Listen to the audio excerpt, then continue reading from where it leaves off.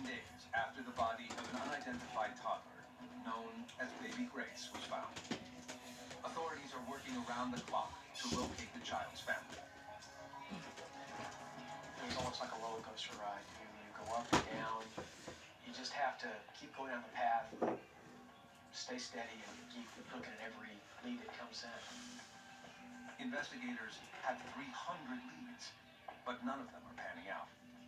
And agents are beginning to suspect there's a terrifying reason for that. We knew that it might be a family member because nobody was looking for her.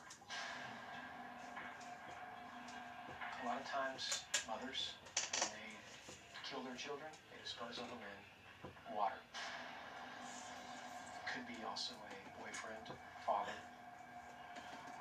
Police now think Baby Grace's parents could have killed her.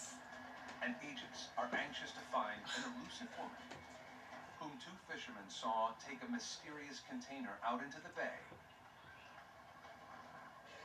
only to return empty-handed. She then turned up at a candlelight vigil for Baby Grace, but disappeared before agents could talk to her. We followed this lead for numerous weeks. We thought that was our best potential lead that we had.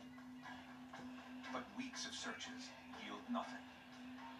And investigators begin to theorize that the woman and her partner may have stumbled across Baby Grace's body and disposed of it in fear. It is believed that the couple in the boat had previously come across this container, brought it home, maybe thinking that they had just come across some fishing gear, and when they just dropped off, whether from the bridge. A horrible accident.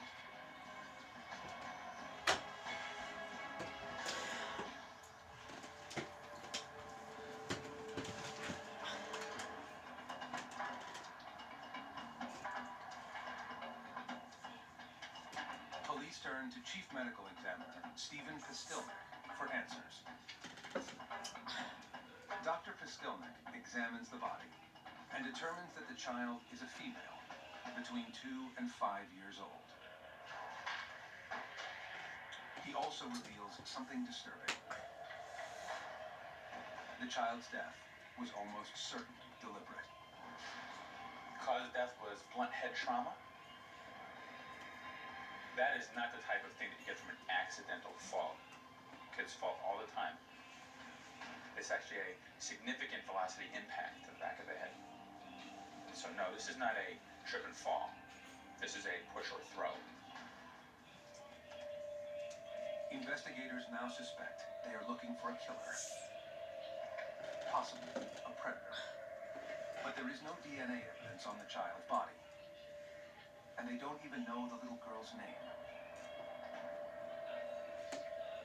Before they can find the killer, they have to find the child's family. we have to try to put a name to that child. Once you're able to do that, then that can lead you in the right direction of who maybe was last with the child. The Galveston Sheriff's Department recognizes that with so few leads, they need specialized assistance. They call on the experts in child crimes, the FBI. Special Agent Don Gay has worked in the Galveston area for years and is a natural lead for the sensitive case. My supervisor came to me and asked if I would like to work it because of my knowledge of the area and the people, and I said, absolutely. I'm a father and I have no kids. How could somebody do what they had done to this little girl and just throw her away like trash? Agent Benjamin Stone, who has worked a variety of crimes against children, is also assigned to the case. His mission is to find out the girl's home state and how she ended up in the Galveston Bay. Agent Stone consults with the Coast Guard to determine where the box may have been dropped off, whether from the bridge or a ship. The theories around her identity were, we were kind of all over the place on this. We were trying to figure out where the child had possibly been dumped. But it's almost impossible for the Coast Guard to pinpoint a single location. You have international shipping traffic in and out of the Houston Ship Channel, so theoretically she could have been from anywhere in the world. And that's what we had to start with. Investigators know that the child's family members must be frantically looking for her. They search a local missing persons database, but there is no match for the child. Agents decide to enlist the media and go global with the story. The sheriff's office could handle leads and information that came in from the Houston and Galveston area, but the FBI had the ability to reach out, all across the world. We needed the media to spread the word about helping us find this little girl. Who is this little girl? It truly was an emotional appeal.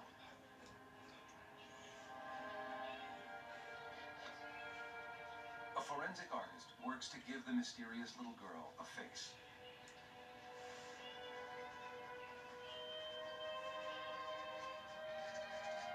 A picture emerges of a darling child with blue eyes and medium-length blonde hair. Wearing a pink shirt and skirt with purple tennis shoes. Authorities give the mystery victim a name. Baby Grace.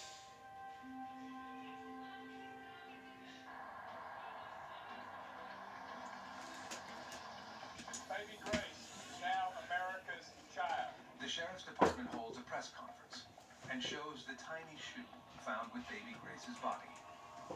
Maybe a long process, but we're not going to quit until we figure it out. They plead with viewers to call in with information. Investigators can only hope that somebody, somewhere, will recognize the little girl.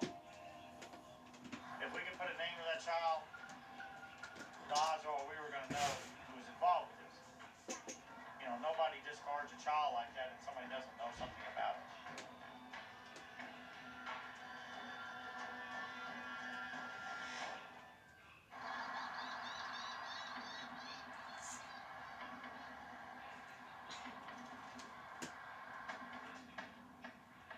It has been more than 48 hours since the body of an unidentified girl, who police are calling Baby Grace, was found in the Galveston Bay.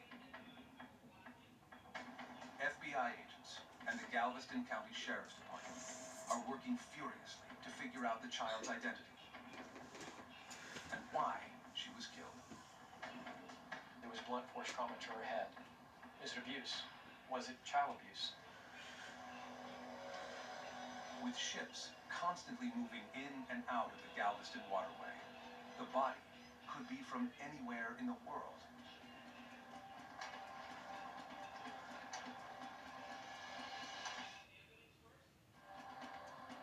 Any way you look at it, we carry a piece of her with us.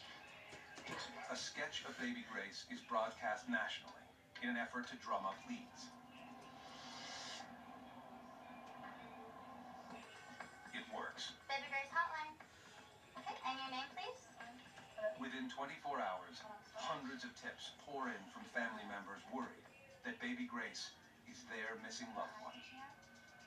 And the types of tips were missing children, custody battles. I haven't seen my granddaughter in a year or 2 years. Neighbors who would call in, I haven't seen this child in several months. It looks like it could be Baby Grace. One of the things that surprised me was how many 2-year-old blonde-headed girls were missing. On November 2nd, investigators respond to a local tip in nearby Lamarck.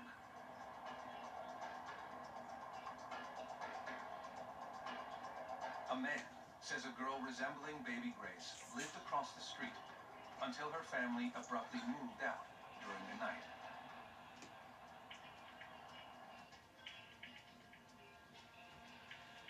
The officers enter the home and find discarded children's clothing and shoes. A potential match for Baby Grace.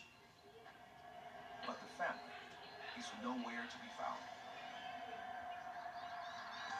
While police are pursuing that lead, a manager of a local hotel calls with another promising tip. one of her rooms was rented to a couple, but sat unused for more than a week. It was suspicious activity by a couple who had equipment for a child. The occupants of surrounding rooms never saw a child. Motel staff had discovered little girl's clothing and a photograph of a child who resembled baby Grace. What, the laundry room? Investigators aggressively pursued the tip and managed to find the couple. But baby Grace is not their child, and the lead goes nowhere. Police are also able to track down the family reported by the suspicious neighbor. It too turns out to be a false alarm. Investigators are back at square one, and they have hundreds of other tips to comb through. Yeah, we had to look at each one of them. I mean, you just didn't know which one was going to be the one. DNA is cross-referenced from families all over the country, each wondering if baby Grace is their little girl. While hundreds of leads come in, you have to take each one to its logical conclusion. Some seemed promising in the beginning, and then turned out to be nothing, be a dead end. The FBI even gets a phone call from authorities more than 5,000 miles away who believe the victim might be a missing 4-year-old British girl named Madeleine McCann. Madeleine had been stolen from her bedroom in May of that year, while on vacation with her parents in Portugal. The case was highly publicized, and Portuguese authorities are desperate for a lead. I ended up getting in touch with our legal attaché in Spain and Portugal. They in turn got the DNA, forwarded it to us. But Madeleine's DNA is not a match for baby Grace. Neither is anyone else's. There was so many unknowns in this case. It was searching for a needle in a haystack.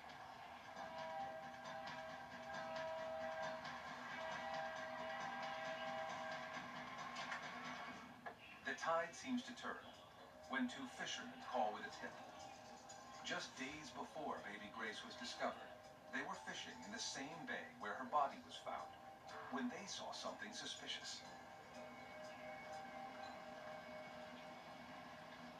These 2 gentlemen were fishing at a boat ramp pier in Hitchcock when they noticed a older model vehicle towing a boat pull into that particular boat ramp and launch. The couple, a man and a woman, had no fishing poles, just a blue container. They headed out into the bay.